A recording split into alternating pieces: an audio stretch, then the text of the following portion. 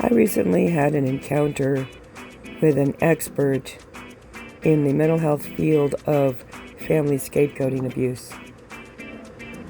And it was very disturbing.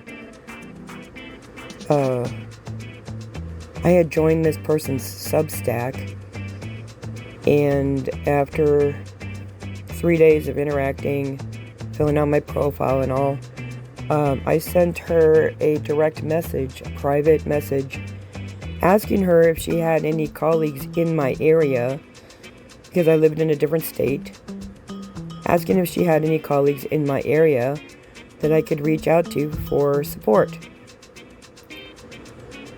She came back with, "Have you read my book?" And I'm like, what? And I said, "Did you read my message?" And she came back all snarky and said that she's under an undue amount of stress because her fiance is in the hospital. And I said, "I'm sorry to hear that. But if you're really under an enormous amount of stress because you have a close one, a loved one in the hospital, you might want to think about putting your social media account on vacation mode." And she took offense to that. She copped an oppositional defiant disorder type of attitude, as if I was trying to tell her what to do, tell her how to run her account. And I was summarily banished. I was banned. My paid subscription was revoked. And then she went and posted she made a blog post about me, not naming my name, but the post was obviously about me. And it was an article, an essay about how therapists need to protect themselves, and that they appropriately needed to protect themselves from covert narcissists who infiltrate support groups. And she went on to say that she had to do this recently and that she banned the person and refunded their subscription. Well, she didn't have to name the name. I was the only new member in the past 3 days, and the only new member that magically disappeared. So everyone in that group who had interacted with me knew who she was talking about. You know, a mental health professional cannot diagnose narcissism with one direct message encounter. Diagnosing someone as narcissistic requires screening tests, assessment tools, and likely weeks, if not months, of in-person, face-to-face interviews.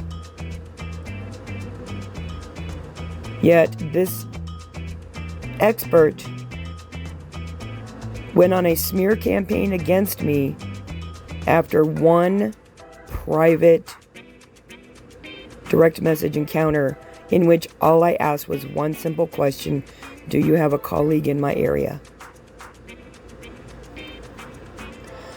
I'm thinking that maybe this person is an expert on family scapegoating abuse because they are a perpetrator.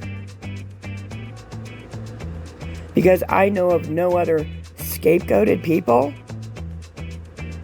who would turn on a dime like that and behave just as poorly as they've been treated.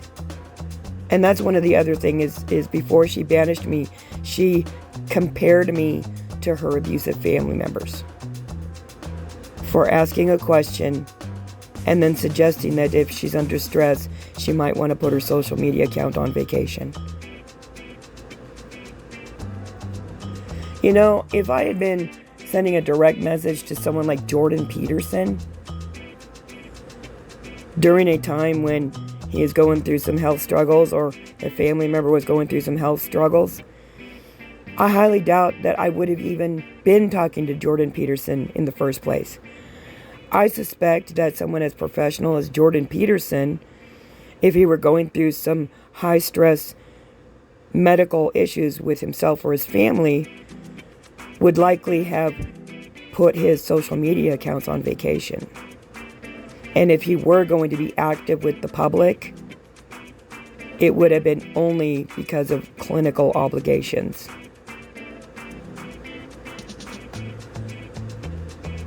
And if by some weird reason he did receive a direct message from me during a time when he was under stress like this, I imagine that he would have said,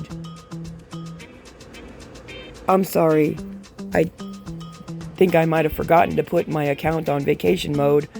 I'm going through some stuff right now, and I don't want to be rude, but can I get back to you at a later date?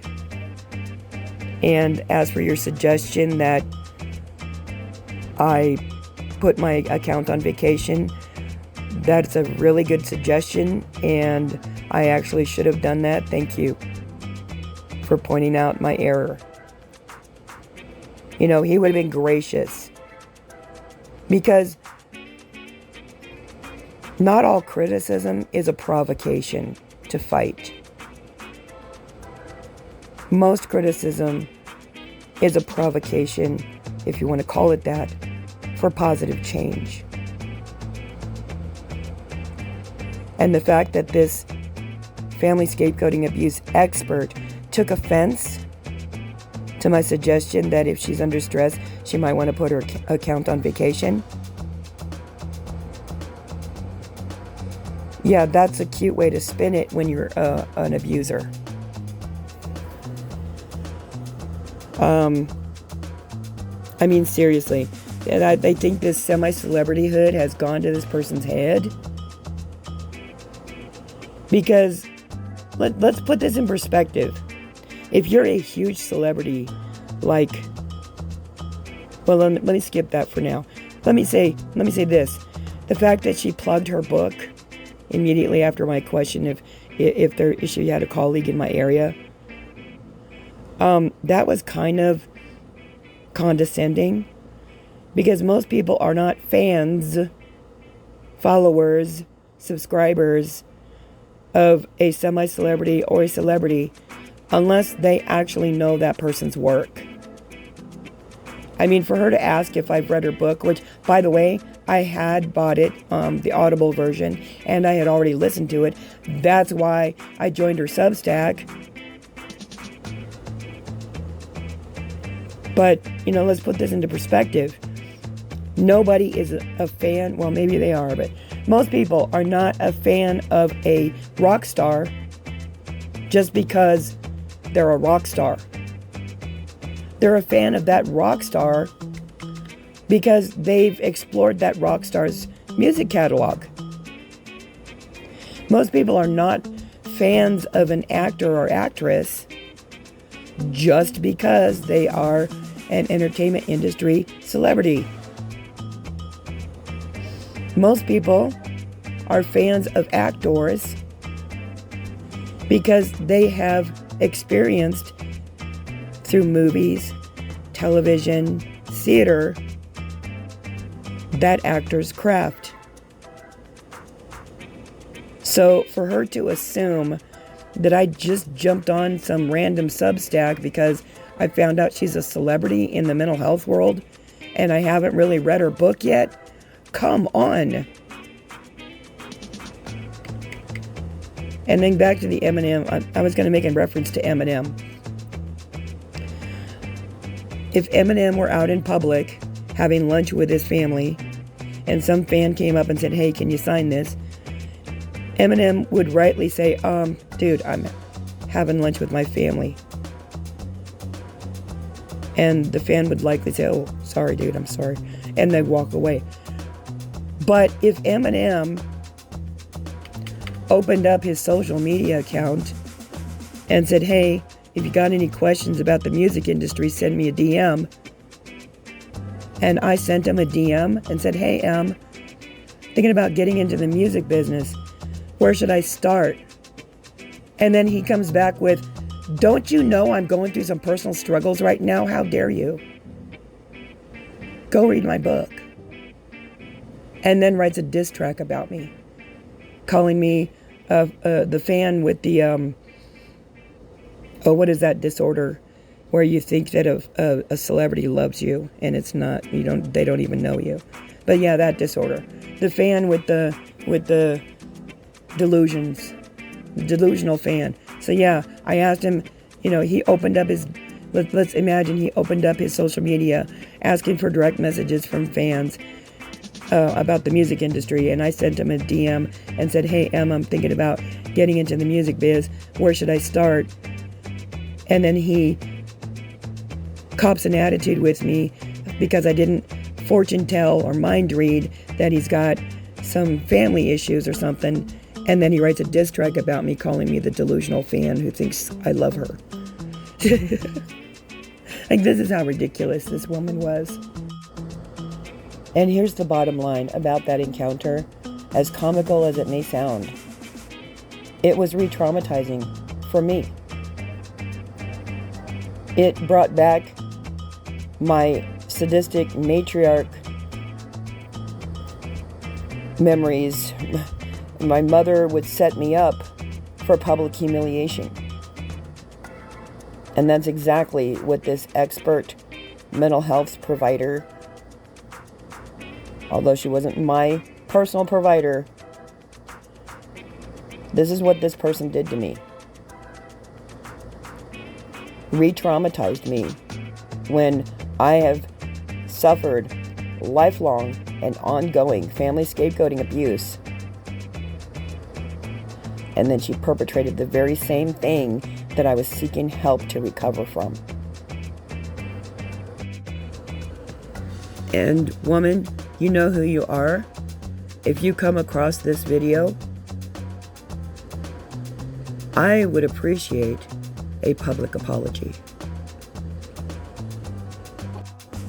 You dragged me in public under the guise of not mentioning names when you know damn well that anyone who had interacted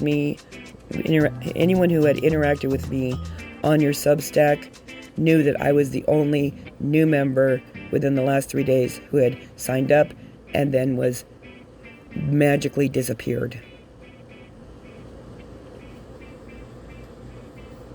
So, yeah, you publicly dragged me with plausible deniability, and I deserve a public apology.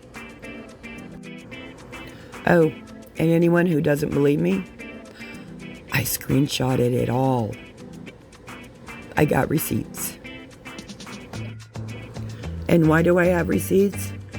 Because I've spent a lifetime of having to prove that I'm being abused. And as a vested retired Health and Human Services Agency employee who was trained CYA, document, narrate, I learned. And I have been documenting every interaction I have with everyone ever since, so that no one can twist the narrative. This is what you learn as someone who has suffered a lifetime of family scapegoating abuse. This is what you learn when you're the scapegoat, when you're blamed for everything, especially things that you had nothing to do with. This is what you learn, to document everything, because abusers will twist the narrative.